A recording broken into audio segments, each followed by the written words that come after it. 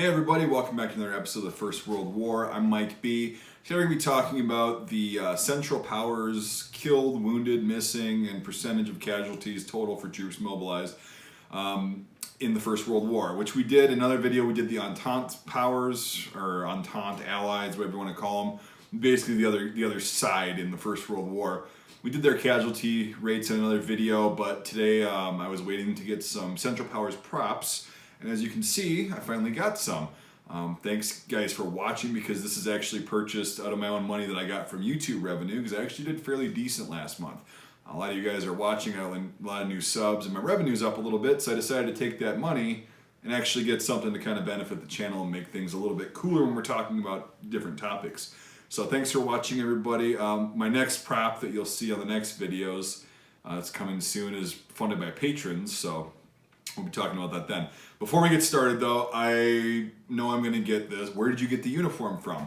Because they're really hard to find, and they're really hard to find made very well, especially. I have these available in my shop at mikesmilitary.com finally, after a long, like almost a year of negotiations with the tailor that was making them, and constant people asking if I'm ever going to carry them again. I decided to do it, and they're available and you can get them there. So I'm definitely going to do a shameless plug, because I like these. I think they're one of the coolest looking uniforms of the First World War, the early war, pipe gray, Austro-Hungarian uniform. So there's a shameless plug. Now we're going to get started. All right. So Central Powers, right? I'm going to go again, like I'm going to start at the bottom of number of troops mobilized, right, and work our way up. Now with this one, it's a little bit shorter list, actually a lot shorter list than the Entente Powers, because there was so many on there. I can't remember, like 10 or 12 different countries. On here, there's 5 or 4 countries. Yeah, four aggressors. Sorry, nose is kind of itchy. I'm trying not to look like I have a coke problem. So, all right.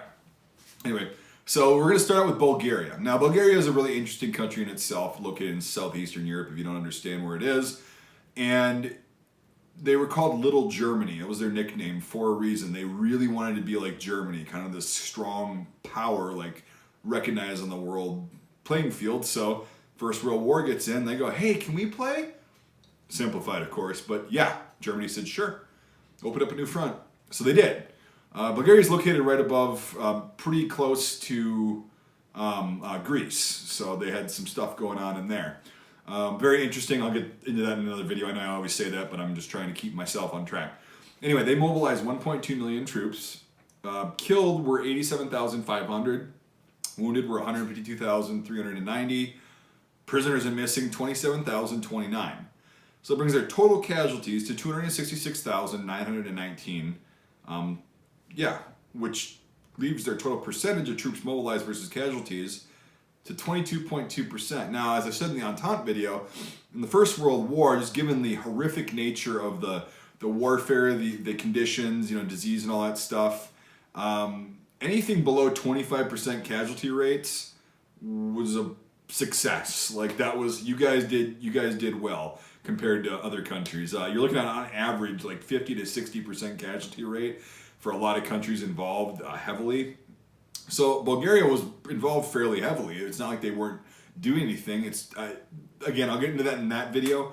There's a reason they didn't lose a lot more than you'd think, but they also were kind of just being used as a distraction, much like our next contender, which is the Ottoman Empire. Okay, so the whole thing with Gallipoli, which I'll get into eventually, I have to get everything straight because it's so whatever. Anyway, so the Ottoman Empire, they mobilized 2.85 million troops, okay? And 325,000 were killed. 400,000 were wounded, and 250,000 were taken prisoner or missing.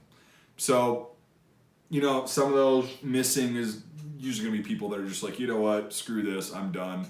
I'm going to go disappear into the countryside. And the Entente Powers and Commonwealth forces did actually capture quite a few of them. So their total casualties were 975,000, bringing their percentage of total troops mobilized versus casualties to 34.2%. It's climbing up there. It's not ideal, but it's still not as high as other countries suffered for.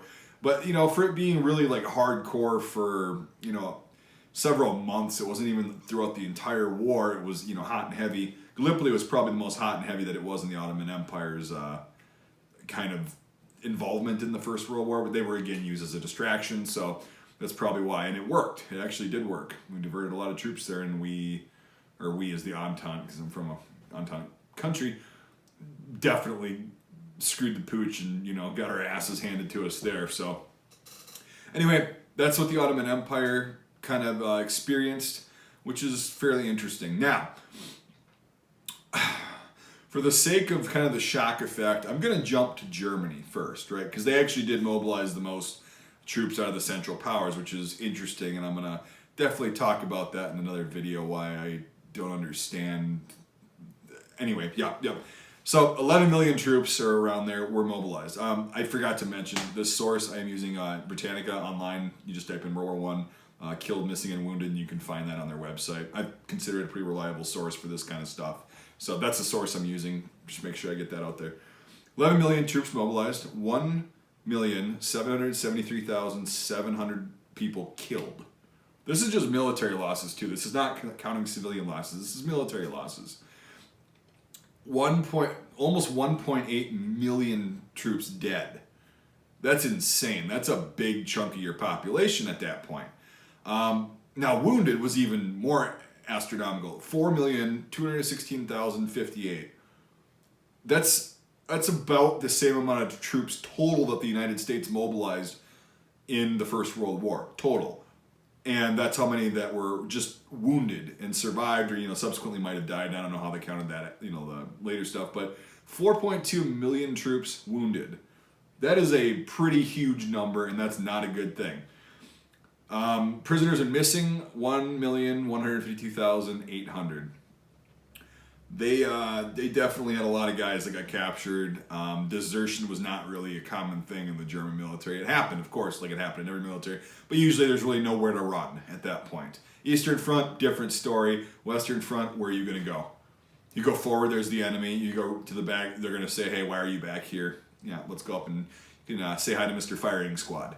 So that brought their total casualty rate for the First World War to 64.9%. So we're going to say 65%. Of all the people mobilized were casualties one way or the other. So basically, 2 out of 3 people were going to be casualties. Like, you take 3 German soldiers at the beginning of 1914, one of them is probably going to be dead, one of them is probably going to be wounded, and the other one might, you know, it's a crapshoot, it's a dice roll, really. Like, they have a chance of not having been wounded. That's not very good odds. That's really not very good odds of not being a casualty. So now we're going to move on to the Austro-Hungarian Empire. Now I'm going to be making quite a few videos about that particular faction in the First World War. Very interesting, a big part of why the First World War happened, in my opinion, and kind of from looking at facts. But I'll make a video on that separately, and that'll stir the shit pot and get a lot of jimmies rustled. But anyway, this is why I saved this one for last. They mobilized 7.8 million troops. So not as many as Germany. That's still a lot of troops, though. 7.8 million troops were mobilized. 1.2 million of those were killed. 3.62 million were wounded. And oddly, 2.2 million were prisoners and missing. That's a pretty big number of people that were either taken prisoner or missing. Just either they deserted, which happened quite frequently, because when you get a ton of different factions that are all under one common rule, that don't want to be under that common rule, and they're fighting against their own people, i.e. the Romanians, yeah, they're probably just going to go, hey, I don't know why I'm fighting for these guys. Let me come over there and hide me, or I'll fight for you, or whatever. So that's a pretty big number. Now, their total casualties were 7,020,000. Now, wait a second. What number did we start with? 7.8 million? And 7,020,000 were casualties. That brings us to the highest freaking casualty rate of the First World War, and that is 90% casualty rate. So if you have 10 people that are starting out in 1914 as Austro-Hungarian soldiers, you have 10 people, 9 of those are probably going to be killed or wounded or missing. That's really bad odds. The Austro-Hungarians got their asses handed to them so hard by so many different people on so many different fronts that I think that's a big reason that led to the overall collapse of that government, plus a bunch of other things. But just the humiliation. Like, you could lose a war, but when you lose it that bad, there's something that, you're obviously your little idea is not working, right? Because how do you lose a war that bad? It doesn't happen very often, right? At that point in time, before basically the 21st century or the late 20th century. It's astronomical to think that 7.8 million people's lives were directly affected by that war in a military capacity, right? That's not counting their families back home. And of that, 90% were casualties in one way, shape, or form. Killed, wounded, missing, or prisoner. That is an asinine number. That is ridiculous. And that's why I saved that for last. That is the highest casualty rate of the First World War.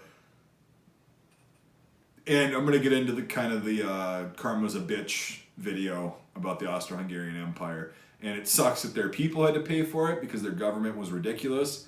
But again, it happened. 7.8 million mobilized, 7,020,000 casualties. Insane. So, hope you enjoyed this video. Hope you like the new props. What did you think? Again, you can get these on my website, mikesmilitary.com. And they're definitely really cool and worth the wait.